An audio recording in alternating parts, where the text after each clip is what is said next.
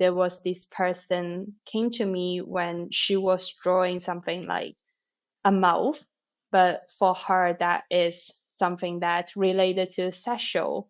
Don't keep our care for someone inside us. Like nowadays, that social media or like the networking is so easy. Like we are just one phone away from someone, but it kind of like also get us distance with people.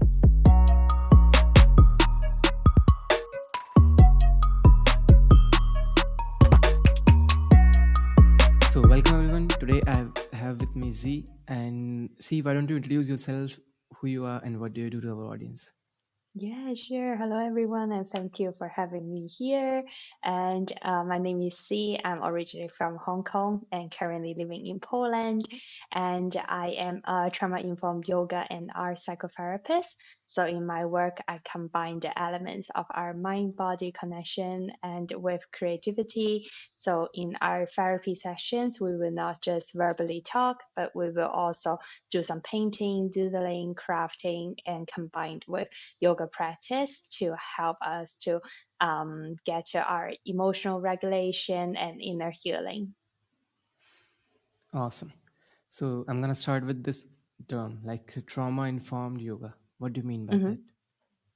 So a lot of yoga practice, I think for nowadays, there are more and more people practicing yoga, especially in the Western world. And a lot of them put a yoga in different type of yoga, like power yoga, hot yoga, yin yoga, and everything. And also that we focus a lot on like how yoga can help our physical health, like to help us to get fit or like get flexible. But a lot of time when I was studying yoga that time, I am very fascinated by like the culture inside and how the yoga element is not just you practice it on the mat. It's not just a workout, but it's also about like the connection and how it can get to our inner self. Like for me, the most fascinating part of yoga is always the meditation part or like the savasana part when I actually get the chance to quiet myself, to stay in a space just for myself. And that is the time I'm able to be able to get in myself and know myself better.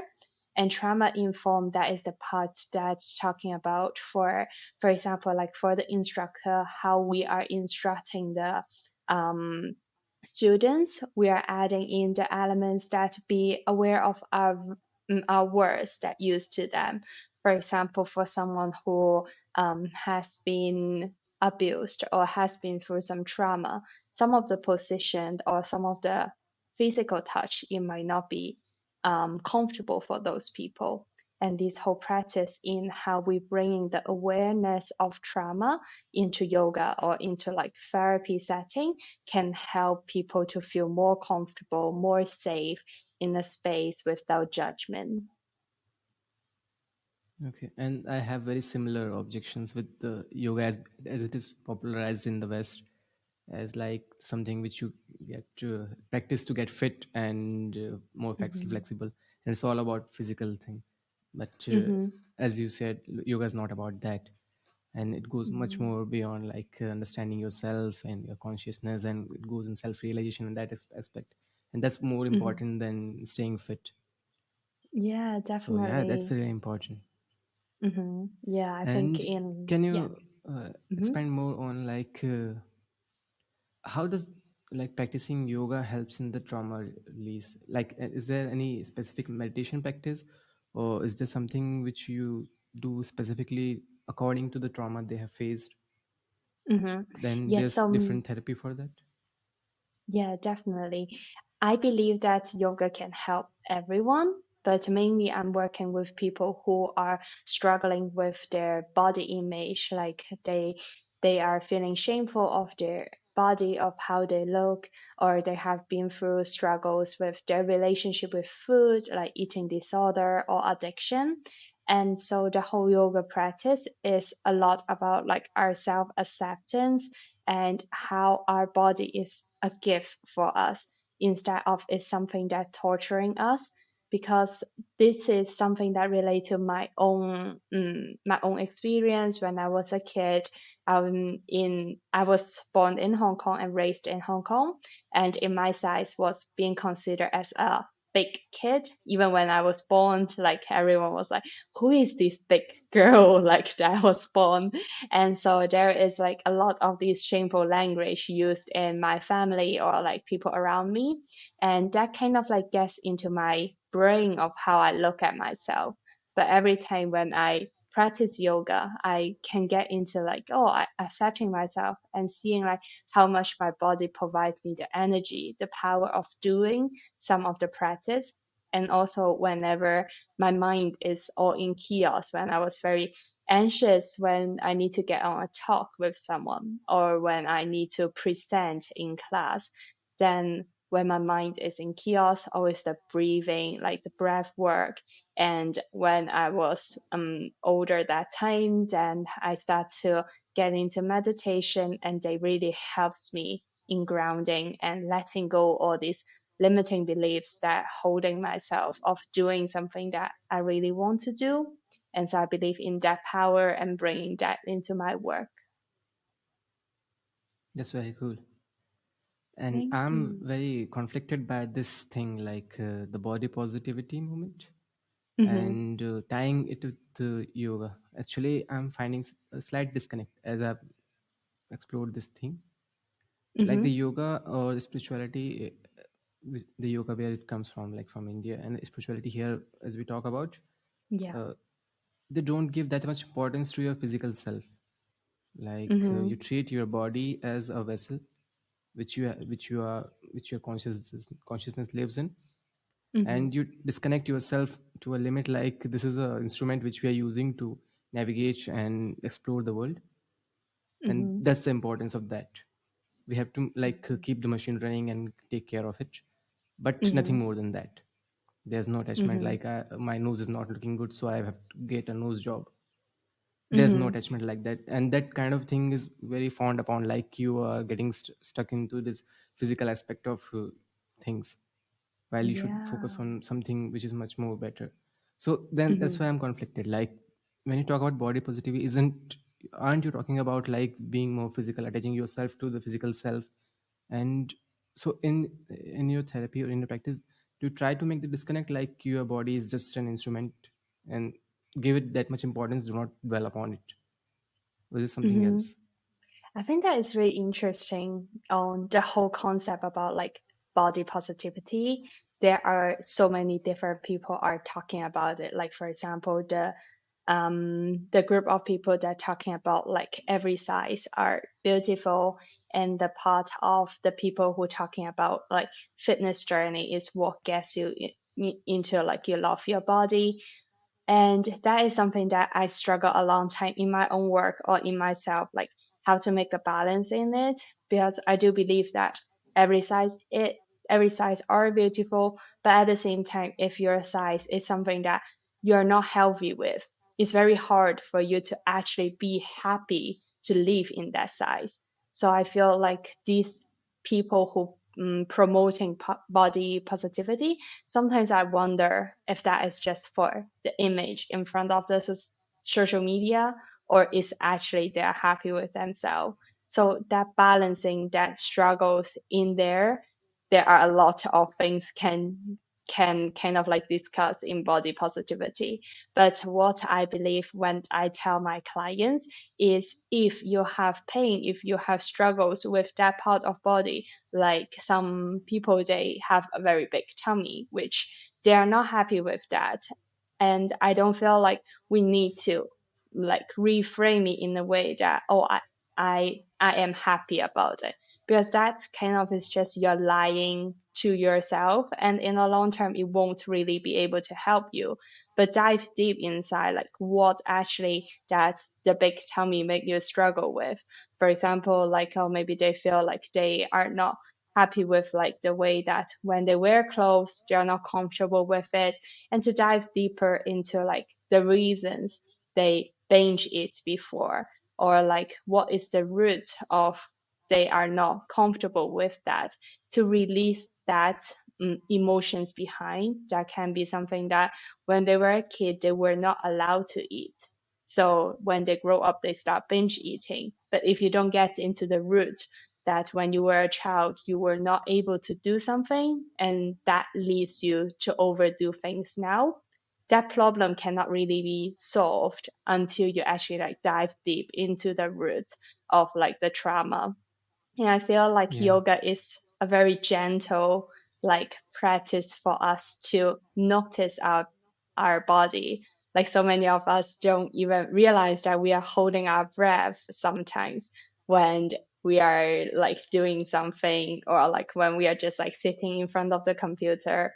But with yoga, those elements kind of be more aware of our present, and to be able allow us to have the space to notice ourselves. Yeah. It's very beautiful thing to do. And what about acceptance? And where do you Mhm. see, like, according to you, what does self acceptance really mean? I think self acceptance, first thing is we are not all positive. Like there are not a person who is like their life is 100% filled with positivity. And self acceptance is not just about embracing those good parts of us, but also seeing the parts that are negative, or like the parts that we are not in love with ourselves, and to understand those parts. For example, some people they feel like they have anger issue. They are very easy to get triggered to be angry. But when they are trying to like kind of rephrase it into like, oh, I'm not going to be angry anymore, that won't work. But instead, like diving deep into that anger emotions, like what actually happened inside, and usually it linked with a lot of our past experience, and accepting those past are our past but not our present. Those are self acceptance for me. Interesting. Yeah. I think the whole self acceptance is more like being present, and not not being dragged by our past, but also not over worrying our future, like what will tomorrow be, but more focus on this moment, like this moment, what is our power, what can we do, and how we can feel about that, Yeah. That's a very if tricky that thing. makes sense. Like, yeah, we always are living in either in the future or dwelling on the past. So Yeah. that's a very healthy practice. And I think living in the moment and just witnessing the moment, like as it goes, it's very tricky. Mhm. Yeah, it's a But very yeah, long term learning. It's something that I feel like I'm learning every day as well. yeah, taking a pause, just and I think that's why meditation can be a good practice. Just like taking a pause and living in the moment and realizing, okay, Hmm. that's very interesting. On the self acceptance, you talked about like accepting that there are certain weaknesses in you and certain things which can be improved. Hmm. So the is the improvement involved, like the acceptance or the ability to assert that I have to improve. I know these are my weakness, but I'm improving or making, because I think this will genuinely come up when you find out like these are the areas where I'm weak in, and I Hmm. should improve these areas. So does that Hmm. include that self acceptance, or is it something different? Like Yeah, you I accept do yourself as a believe whole? that like self-acceptance and self-improvement, they are very connected with each other. Like when we accepting that we have those weaknesses, or like we accept those are our past, then we can think about ways to like improve it, or like release those emotions. Like for some of the clients that they have really bad childhood. One of them I remember I worked with, he had a lot of anger inside him, and he was holding it, like bottle it up inside him, and every day at work or like on the street he saw a person like being a garbage on the ground, he will be really angry, but he will be keeping all these emotions. And when he back home, he will be putting all this emotion out, and that makes his family life really unhappy. And when we dive deeper into like his anger, that related to a lot of his childhood, how his parents treated him, and kind of he couldn't find a way to healthily treating his family now. So he was doing something like repetitively, like his parents used to do. But when we discovered that and we trying to release that anger, I was telling him to write a letter for his parents, just write all the words that he's so angry about, all the things that happened to him he didn't like before, and then we burn that letter. And kind of this symbolic of putting down your past, letting go your past, that helps him in his self improvement with his current family. Yeah, that's interesting. Actually, I think that unless you have made peace with your childhood stuff and like settled everything down and make sense with like what events had happened, you're Hmm. not moving into adulthood. It's Yeah. not about the age. It's not about like how old are you or can you vote, like do you got citizens rights and etc. It's about like when are you able to make peace with like these are the events in the past. Now I'm a adult and I can take responsibilities of things that now from now on, I am responsible for everything which I do and taking Hmm. responsibility. So that's a very tricky thing because I think when you go on that route like self acceptance and you're going through your trauma, you might get into that victimhood zone like, oh, I am the victim of circumstances. This Hmm. happened with me. Now what I can do? So where does Hmm. the taking of ownership comes in? Like I am responsible for everything happened to me. Can this be a right approach? Like everything which happens to me, I'm responsible Hmm. for it in some way. I have to take responsibility. Hmm. Is it a I. good thing or it can make you more vulnerable to like Hmm. be more critical of yourself? That's really interesting. That got me into thinking of. I did a drawing in the morning, and I was just keep repeating some pattern, and then after that I wrote on it. I named that drawing balance, and I couldn't connect the dots why I feel like I need balance today morning. But when we are having this talk now, I feel like, oh, that is like what I wanted to present in that drawing. It's like even the part of taking ownership, or the part that like to saying that what I happened when I was a kid that was unfair to me. I think there needs to be a balance in between. When we are the one who takes like 100% ownership of all the bad things happen to us, that kind of can strongly affect how we see ourselves now as well. That if we are taking all the blame on ourselves, but if we are putting all the blames on others at the same time, it's not healthy as well, because in any interpersonal relationship, every party definitely matters. And that is what I really like Sun is teaching us in Night Owls, seeing the stories in different perspective. And I think it's every perspective of the story matters. We cannot just see ourselves as the victim side of us, but also we cannot just see the side that, oh, we are the villain and we are always stuck in that villain role. But also that when seeing those two parts fighting, there is this hero character of us that is kind of like the transformed present us.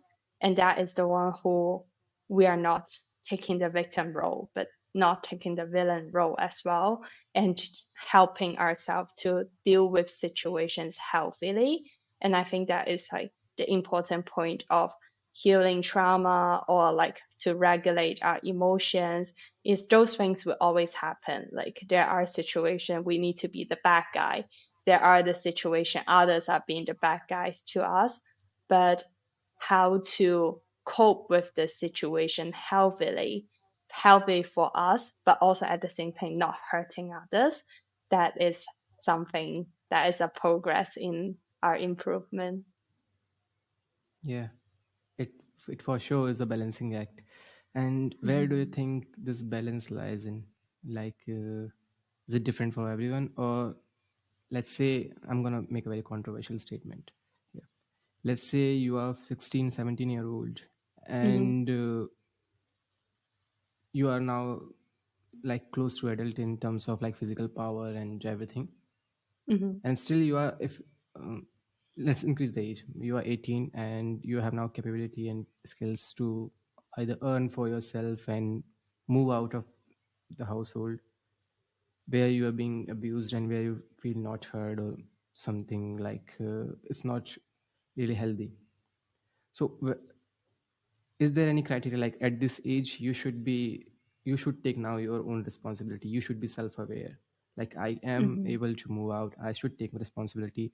So the age is there, or I think, what do you think is should be the number or thing where you realize no, it's not okay, I'm going to move out? Mhm. I have a personal story I can share in there when you're mentioning like 17, 18 years old. That is, so going back into my childhood first, and I was raised by a single mom because my dad passed away when I was really young. And so I had a very like strong attachment with my mom, but sometimes the attachment can get unhealthy as well with the expectation and all this like toxic relationship in between. I still love her, but there are some of the things that the boundary was going really bad when I was in my teenagers. And when I was 18, that time, I really want to move out from home, but I was living in Hong Kong. The rent is crazily expensive there, and I couldn't move out. So instead, what I do is there is these meditation centers that you can go there for 10 days. You will have the food there, you can stay there, and the only thing is you would need to be meditating all the time. That time, I haven't done any meditation. I have no idea what meditation is. But I was like, okay, free accommodation and free food, and I can get away from my mom. I'm going there. And the first day when I get there, I was feeling really uncomfortable with like I couldn't speak and I needed to just sit there. Like the first day I was feeling like, oh, I need to sit there doing nothing. And the first thing when I entered that place, I was seeing how can I escape that place without no one noticing. But then after that, around like the third, the fourth day, I start to get into the sense of meditation, like my own space. And for me, meditation, the feeling is I'm in the middle of the ocean. I'm very scared of water, but I'm in the middle of the ocean and I'm very safe there. And that is for me what meditation state feel like. So I still don't know if that action, like going there for 10 days, that is taking my ownership of my own mental health, or that is just a selfish behavior.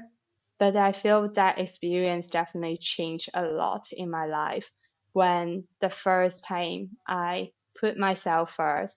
And the same time, I didn't hurt anyone. Like I didn't steal anyone's money to rent a place or something, or I didn't hurt my mom. But I found my peace. And at the same time, when I come back home, I can see our relationship totally differently. So I feel that is taking ownership, but at the same time, when we're taking ownership, we are also not considering everyone around us, but at the same time, we are putting ourselves first as well, if that makes Yeah, sense. definitely. It's something like leaving your nest and moving out of your home. I think it's a very significant step or significant milestone in one person's life. And Mm-hmm. mm, for some reason, most of the people are not able to take that step. Like they Mm-hmm. cannot leave their nest. And I think it's the same with when you're going to spirituality. Like as Mm-hmm. we call the nature, like the mother nature.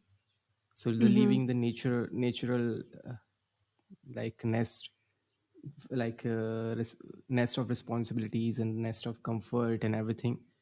It's a Mhm. very significant milestone, even when you are in your spiritual Yeah. journey, like leaving everything Mhm. behind. Like these are my natural duties and natural things to do, but I will not be bound by them. I will leave this. So Mhm. that's another significant step. So I'm just making a correlation here, like leaving your home and going on a Yeah. spiritual path. It's a very similar thing. Mhm. What do you think? Yeah, definitely. I think that is what like yoga teaches me as well, how to get unattached with all like the materialistic side of the world.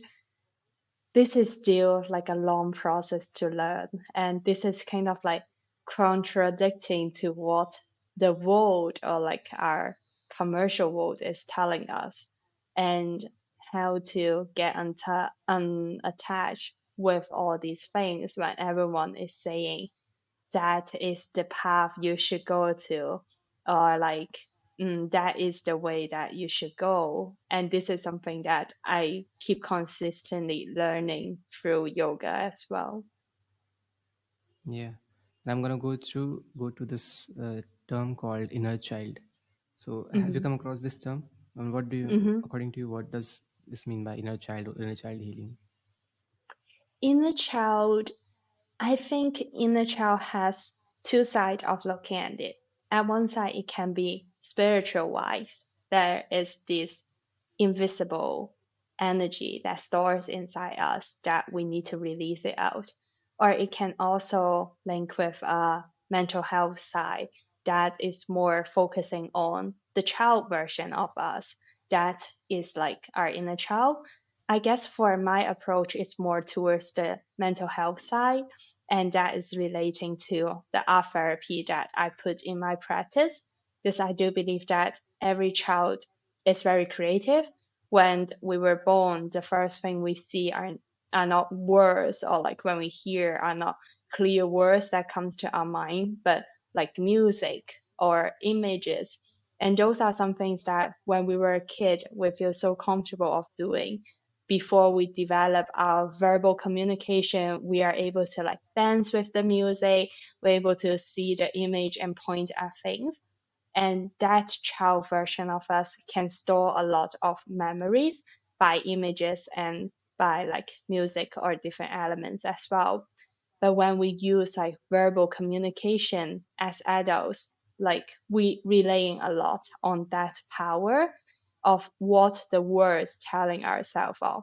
And we forgot to look back on, oh, that child part of me actually couldn't communicate with other clearly with language, with verbally. And so using the art element inside the practice can help us in our unconsciousness to pull out those memories and for us to look at it in a more clear picture of ourselves. And how does it help? Like how it works in your art therapy? Like, do they create So, something? Or... mhm. Yeah, so like you said, until we are fully like healed from our childhood, it's hard for us to get into a full adulthood. And that is the part I believe that art therapy is really powerful of, because by the images or just so what in an art therapy session we'll do is more like client orientated. So it's a bit different than talking therapy when the therapist is the one who asking questions. So my role when I have a client is that I will observe how the client draw. It can be like the pattern they use, it can be the color, or it can even be like you use the pen like really harshly or like really softly. And those can tell us a lot of like how this child is being told. For example, like if when we were a kid, we were being told not to make a mess. And a lot of clients, when they use art material, they would be really careful. Like they would not allow themselves to go outside the paper or like make their hands dirty and stuff. And these can be something that holding them a lot with their own behaviors. Like for example, they feel struggles when another person is very like when your husband or wife is very unorganized, and that is what caused the relationship to have conflict. But that when we are doing the art practice can kind of like represent that, oh, math is something really uncomfortable for you, and that gave this person a safe room to explore all these like patterns they developed when they were a kid, or like there are some memories that they forgot about. I Yeah, believe it's those very. small Mhm. puzzles can bring us into a whole like picture of ourselves. That's very interesting, and it just reminds me of I don't know if there are certain documentaries where they go to abandoned mental asylums, Mm-hmm. and on the wall there's very like chaotic drawings Mm-hmm. sometimes the mental Yeah. patients draw. So, is there in the psychiatry any connection between the drawings and the patterns and the feelings and the events which might have happened, which deals with Mm-hmm. the mental condition? Yeah, definitely. And there are so many different type of art therapy as well. There are the type that people mainly do analysis. So for example, like which color it means which emotions, like red it means anger, or like orange it means like you are a very bright person. And there are the type of art therapy that is more psychodynamic, so more focused on clients' words, and what I practice with is more focused on their words. So we don't judge like a color. Oh, you are painting a house. That means family is very important for you. More, we will use questions to guide them to tell us more like what does this house mean for you. And sometimes even maybe on the paper we see, oh, that person is drawing a heart, but it might be looking like a heart for us, but for them it can be like a different things. There was this person came to me when she was drawing something like a mouth, but for her that is something that related to sexual, and that was completely a different image than how we see it. So we more like use we believe that clients' words are more accurate in talking about their own situation. But he also is very interesting on like how messiness or like the lines and combination with some people, they feel there is this like pressure, or they feel they couldn't draw a very like detailed drawing. Like some people they can draw a person in those fire stick people, or those people who are in cartoons, but they couldn't draw an actual figure of how they look like. This can also relate it to they don't want to see their own body image. And so those are some of the parts that we kind of like help to challenge them to bring this topic out safely, instead of, oh, they need to verbally tell you that they are not comfortable with that. Hmm. And once you find out like these are the hidden memories which they have like kind of shut off. So Mhm. how do you deal with that once you like open the box? hmm So there are a lot of different methods we use. So when we are being trained as an art therapist, usually those people are coming from either an artist background who has very strong sense about art, or is someone who come from a another psychological background. And for me, I come from a social work background. So I was being trained with CBT, family therapy, and all these different elements. So that's why I work with mainly like trauma healing, because when releasing our childhood trauma, how to hold that safe space for that person not to be dragging back into all these traumas is very important. So the element I use will be some, for example, like empty chair, or like writing a letter, and those helps them to release that emotion they had that holding them back.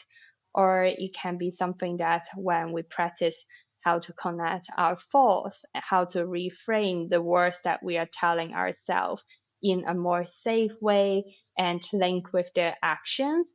Or for some people, they works better with they need a very structured plan for what to do the next part. It can be a goal setting, or it can be something. Those are more used for people who are with addiction issues. And so different clients kind of have different element. That is also like the reason why I really like my job, because every client can be something really new, something really challenging, and for me to develop a lot of beautiful memories of how to help them transform. And if you can share, what has been the most challenging experience for you so far? The most challenging, there will be a guy who, so back in when I was working in UK that time, there was this guy who has schizophrenia, and he had a very serious issue with drinking. And we were doing therapy for that person because he has been in jail for a few times for different reasons. And he developed a very repetitive pattern of lying.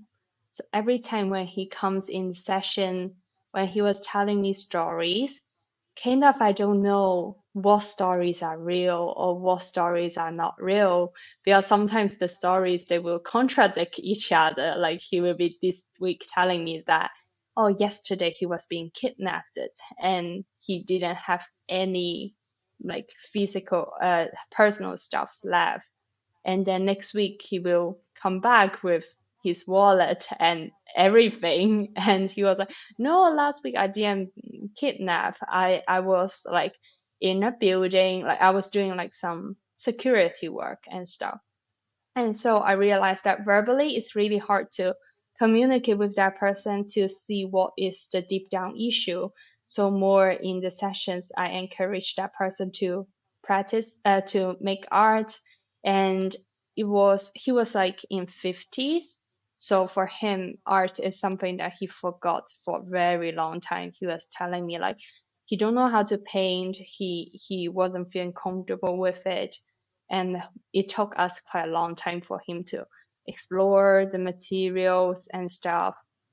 And it's really interesting that when the weeks that he was having the bad memories, like he was being kidnapped, or like he was being he brought back some memories he had in jail, his drawings would be really chaotic. And when we dive deeper into those chaotic memories, we realize that a lot of them are his dreams rather than the reality. And his condition just made his dream to become a reality for him. And so we work for a long time of how to help him to notice what is real and what is in the dream. And that is something so I was helping him to do is, even the days he doesn't need to see me, every day when morning, the first thing he wake up, he will journal.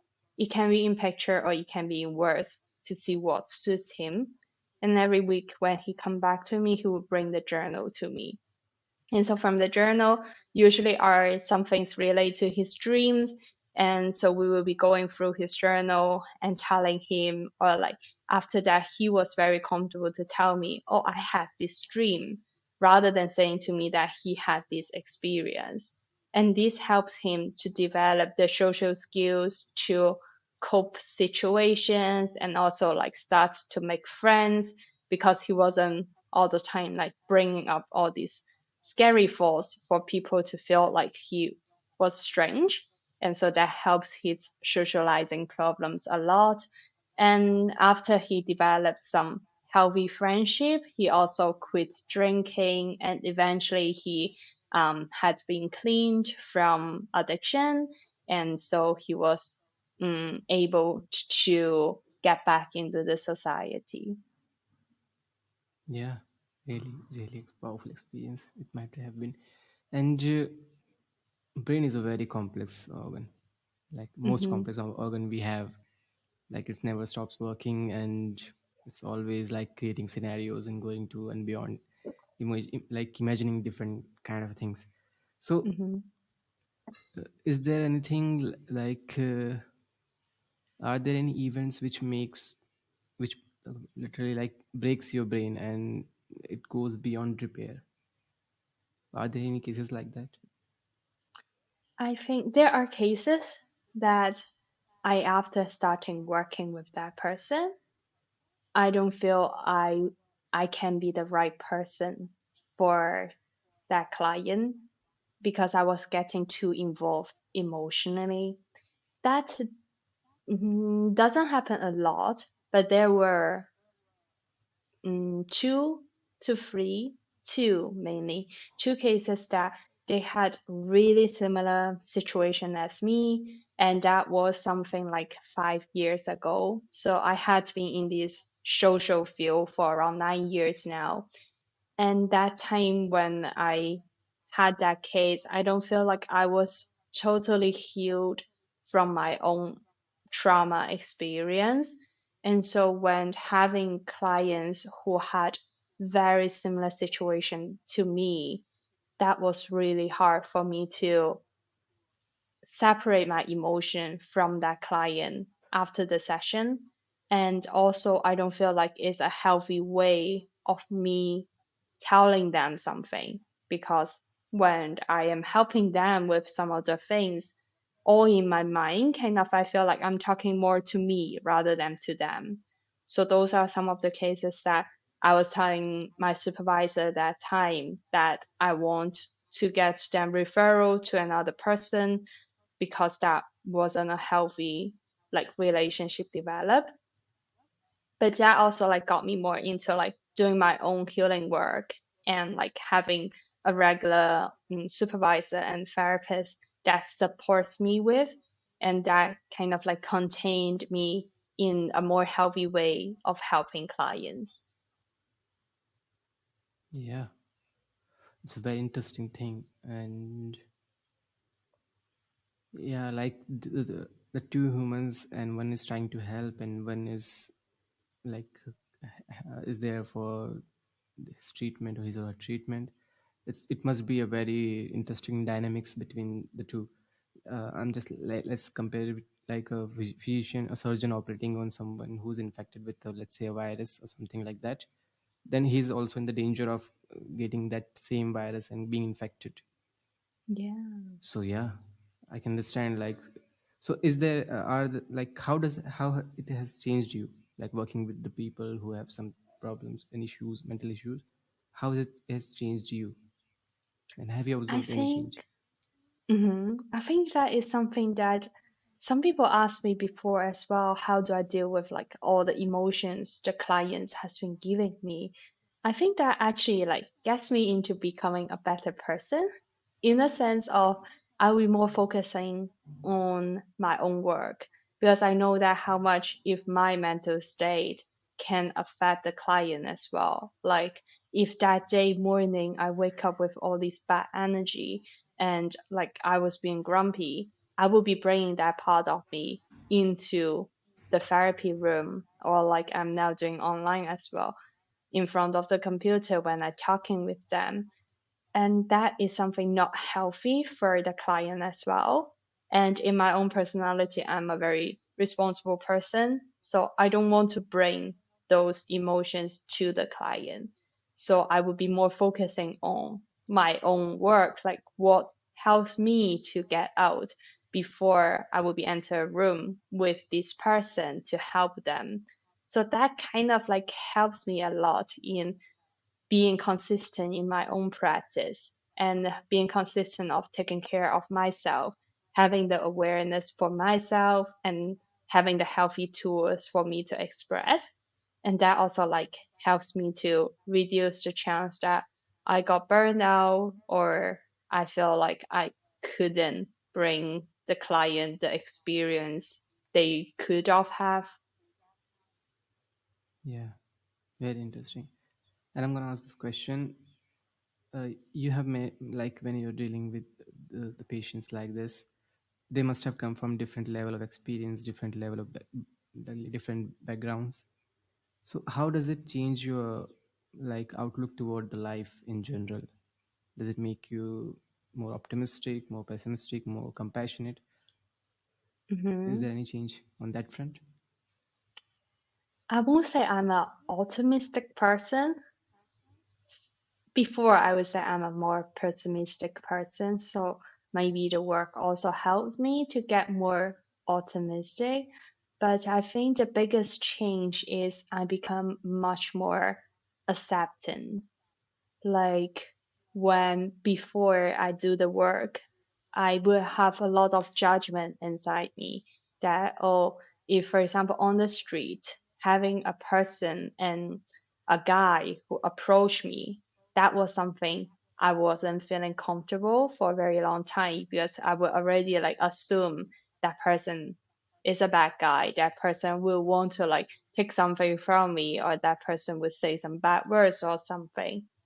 But after I work with people, like in this service world, I feel I will have much less judgment of a person before I actually talk with them. And that actually opened up a lot of rooms for me in networking with people, or like in knowing a stranger, having their story. And actually that fulfills a lot in my life as well. Like before I actually dive into my work, for example, like 6, 7 years ago, I could not imagine I would be talking on the computer with another person that I didn't know. But now every like strangers who come to me, I just feel like it's a friend that I just haven't known yet. And that helps me in a lot to grow myself as well. And that part I will be really thankful for because I'm in this job. Yeah, it's very interesting. And it just reminded me of that, I was listening to someone and they were describing like why road rage happens. Like they are Hmm. moving at a high speed in a closed vehicle, and like a metal box moving at a high speed, and there's a chances of a minor accident could cause them their life or their loved one's life. Now I'm just realizing like it's the same with us. Like as a body, we are just carrying this flesh thing, like flesh and bones around, and there's Hmm. something inside which is very scared of losing their life or some bad experiences. So Hmm. that it automatically changes your perspective. Like having this own Hmm. body, it automatically changes you. So yeah, that's a Yeah. very interesting. I just made this observation. I was just thinking about that while you were describing that incident. Hmm. Yeah. Yeah, it's really interesting. When you were talking about it that time, I just feel like that connects a lot with how yoga or like our practice give me the safetyness as well. That it helps me to be open and not seeing everything as like an evil thing, and just like having the safe space inside me that is calm and can face those situations. And it's very similar to what you say as well. Yeah, absolutely. So yeah, Mm. I'm gonna ask you this question. Actually, I'm trying to figure out this by myself for myself, so I'm asking Mhm. everyone. Uh, have you found your purpose, and what is your purpose according at the moment? What do you think? I think my purpose is very vague. Like, that is a purpose that for these 10 years, I feel like I have the same purpose. And each life step seems like they're slowly getting there. My purpose is I really want to serve. It sounds very cliche of saying that, but that was something like, mm, so a bit of my own story as well. I was a suicide survivor, so I tried to commit suicide, but I didn't succeed it. And I put that part of me in a purpose that I am just going to help people in until the end of my life, which will when would it come? And so that was like my whole purpose, is to do something that helps people. And for each of the life step that I took, I feel like I'm getting step by step towards that. And it is a very long journey, which in another way also like kind of enlighten me every day of continue living and can serve more people. sometimes when I have like very negative thought, I just tell myself that, but if I like commit suicide today, then there might be this person I couldn't help tomorrow. And that thought kind of like a very pessimistically, but helps me driving a lot and helps me to see clear on how many people can be helped with my story or like with the stories that they told me with, and I can help them safely containing. And so that is like my purpose. And if for a short-term purpose for now, I would say is to be able letting more people to know the importance of our body mind connection and creativity, because I would feel like the whole pandemic kind of push more people to look at this mind body connection and do their own inner work, which is one of the blessing of the whole COVID situation. But also at the same time, that for creativity is something that is in my passion that I really want more people to get to know about, get to experience about. Even an adult, we can do we can do art every day, and even just like 3 5 minutes. But that can also like help us mentally a lot as well. I'm gonna ask this question, and you don't have to answer if you're not comfortable. Hmm. But the instinct of saving your own life, I think it's in all of us. Like it's in our DNA to preserve this life and like sustain this body and everything. So what in experience is the threshold which makes you think like, okay, it would be better to give up your own life? Like it's a very strong desire to preserve your own life, and like what threshold in terms of experience, in terms of emotion is there, which makes you think like, okay, now it has exceeded that willingness to conserve my Hmm. life? So You don't have to what answer if made you're not me comfortable. No, I think I'm comfortable with answering, but I'm just like I'm not sure if I understand the question correctly. So it's like what got me out of that suicide thought?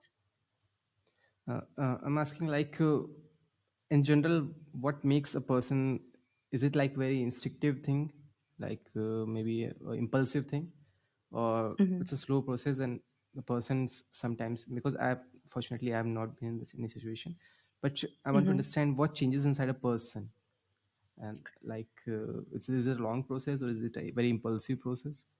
Uh-huh. Mm, I will. So maybe let me be more detailed with the story, so that might be more clear in my own head as well. So that time, the reasons that why I want to suicide, of course, when I now look back, I feel silly of that. But so I was 13 that time, and for a 13 years old girl, that was a very huge thing, that I was being cyberbullying that time. And so some people put my pictures, and a little bit like sexual related pictures online, and I had no one to talk to because that isn't something I feel comfortable of saying to my parents or like saying to my friends that I feel ashamed of. And so that got me into the thought and the action of it. And what have saved me from that, that was actually my dog. And when I was doing that action, my dog ran into the bathroom and she sat next to me, and she was just like comforting me, licking me. And that made me feel like, oh, I had this responsibility. Like if I am not here tomorrow anymore, she has no one to feed her. And so that stopped that action of me. But that connects a lot back into the memories of myself and like how the connections with pets has been.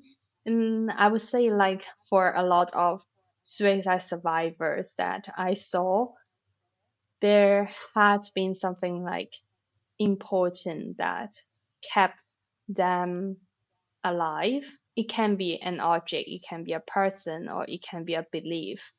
But as like we all humans have something that we strongly believe in. That's why I really like your question, like what is my purpose? Because everyone, when we're not having a purpose, we are kind of in this like loose sea, and we don't know which direction to go. We don't know what will be at the end of it.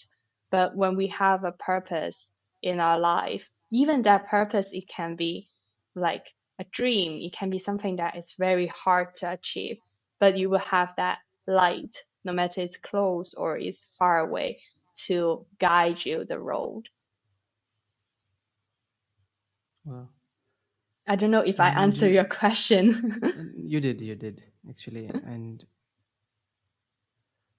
as someone who's like who cares for someone, like I don't want anything like this to happen to anyone close to me, anyone who I'm related to. So Mhm, is there anything which you can do as an outsider, as an observer? Are there any symptoms? What could be the thing like which makes you, maybe you can help and avoid mhm, a suicide? It's a very devastating experience on everyone, mhm. but Yeah. is there anything which you can do? As what I experienced and my learning through helping the people who had been through it, I would say don't keep our care for someone inside us. Like nowadays, that social media or like the networking is so easy. Like we are just one phone away from someone, but it kind of like also get us distance with people. Like, oh, I saw my friend post this sad song online, but it's okay. It's just a post. But it doesn't take you a long time to just send a message to say, how are you feeling? Like, I'm here for you if you need someone to talk to. And that small action, it might be just helped a person's life, help to save that person, because we all keep a lot of thoughts inside us because we don't know who is carrying us, or like, oh, if I put the sad message out, would it be like too much? People will unfollow me, or people will be like thinking I'm annoying. But when those people who get these posts out, or like even these people who doesn't post anything, if you see like you just have a thought of this person, just send them a message, give them a call, because all these kind actions will never be too much. And those kind actions can eventually help someone, or you can encourage a person to do the same thing for others as well. Yeah, in the end it's all about kindness, yeah, and genuine care. Mm, yeah. Wow. Awesome. Z, it's been a very awesome conversation, and Thank I'm very happy you. that we did this. But please Thank let you us for know, like, where having we can me. find you, the people who are listening, where they can find you and learn more about you and connect with you. Yeah, sure. So I'm on Instagram. So my Instagram name is The Hewable, and also on The Hewable website. So www.thehewable.com. And also you can find a lot of free resources there that I put out about yoga, art therapy, and I also do live sessions, which will be coming more in March, for people to learn more about themselves, to explore themselves as well. Awesome. I'll put all the links in the description, so make Thank sure to you. visit. Awesome. And thanks again for this conversation. Thank you so much. Thank you for having me.